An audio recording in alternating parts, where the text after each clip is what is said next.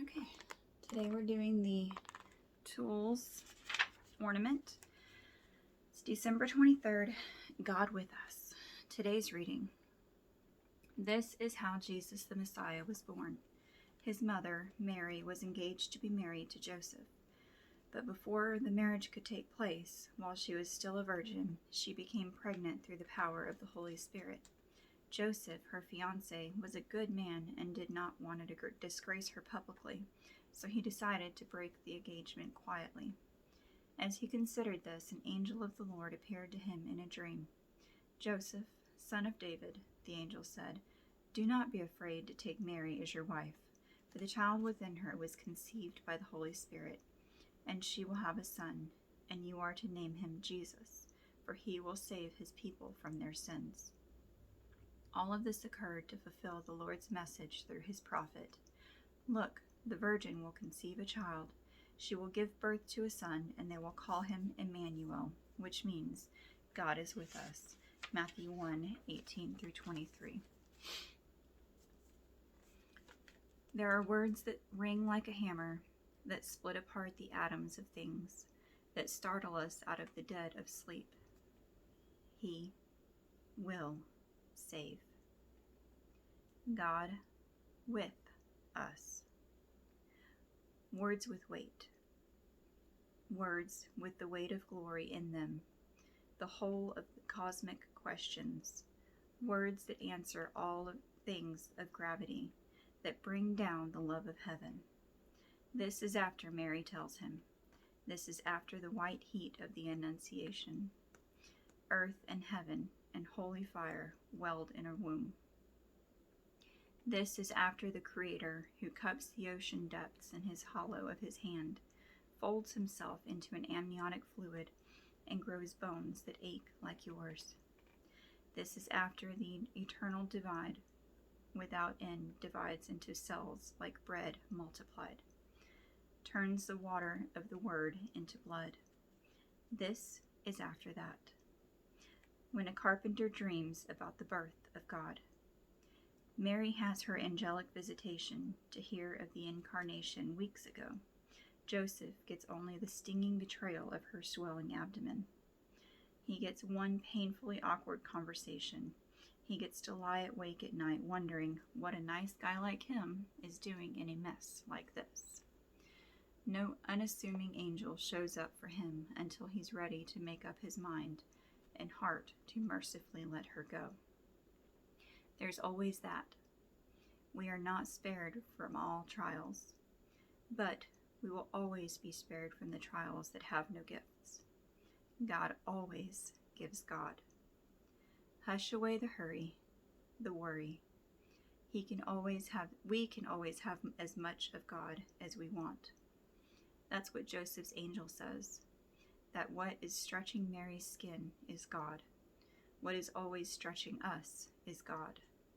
That only the Ancient of Days has the authority to name this coming child, because the instant he inhales his first breath, he is older than his parents, older than the earth. He is Jesus. He is the Lord that saves. He is God with us, Emmanuel. It is Christmas that first makes the absolute claims of Christ. Like the diagnosis of a doctor, every other religion says that good enough living will save us. But like a soul specialist, Christianity explains our hearts and says that we are actually all terminal unless we take Christ. That is, Jesus who saves us. Every Christmas tree is shadowed by the cross tree. It is at the tree that God does heart transplants. He takes your heart and does surgery. Christianity doesn't make narrow-minded claims. It makes a different kind of diagnosis. It's not about being narrow-minded. It's about offering a different kind of medicine. In the care of our own souls, Christianity isn't so much about exclusiveness, but effectiveness. What will actually save us? Everyone, everywhere looks forward to Christmas. And it's the joy of Christmas that offers the gift of exclusiveness because of its effectiveness to save the terminal soul. He will save. God with us. God can't stay away. This is the love story that's been coming for you since the beginning. The God who walked with us in the garden in the cool of the evening before the fall shattered our closeness with him is the God who came after his people in the pillar of cloud of fire because he couldn't bear to let his people wander alone. He is the God who came grieving Job as a whirlwind, a tornado, or a hurricane, who covenanted to Abraham as a smoking furnace, who wildly pitched his tent in the Holy of Holies so somehow, in all of his holy Shekinah glory, he could get close enough again to live amid his people. He is the God who is so for us that he can't stay away from us.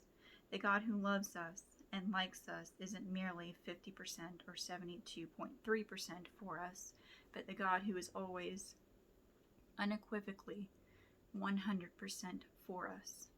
The God who is so like us, the God who is so for us that he is the God who chose to be with us. He disarms himself of heaven so that you can take him into arms on earth. He comes as a baby because he's done with barriers. He comes vulnerable because he knows the only way to intimacy with you is through vulnerability with you. You can't get to intimacy except through the door of vulnerability. So God throws open the door of this world and enters as a baby, as the most vulnerable imaginable, because he wants unimaginable intimacy with you. What religion ever had a God that wanted such intimacy with us that he came in such a vulnerability to us?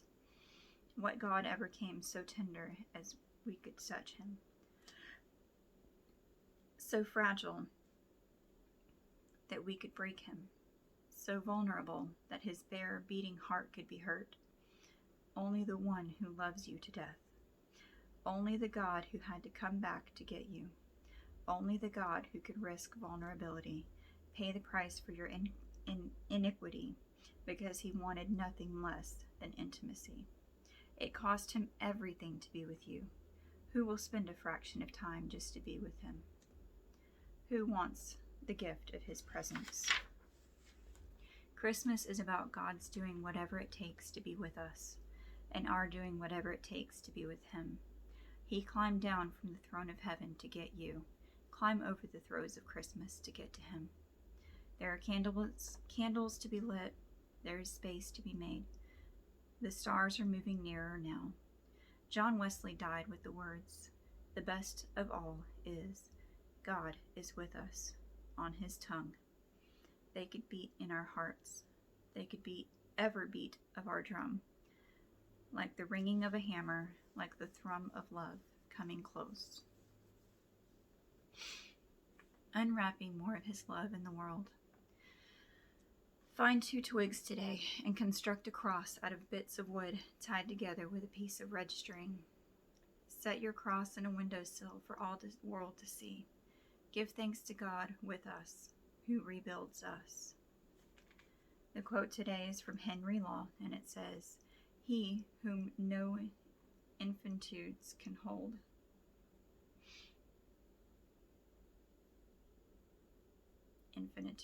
I don't know what that word is, can hold, is contained within the infant's age, an infant's form. Can it be that the great I am that I am shrinks into our flesh? What self-denial, what self-abasement, what self-emptying is here?"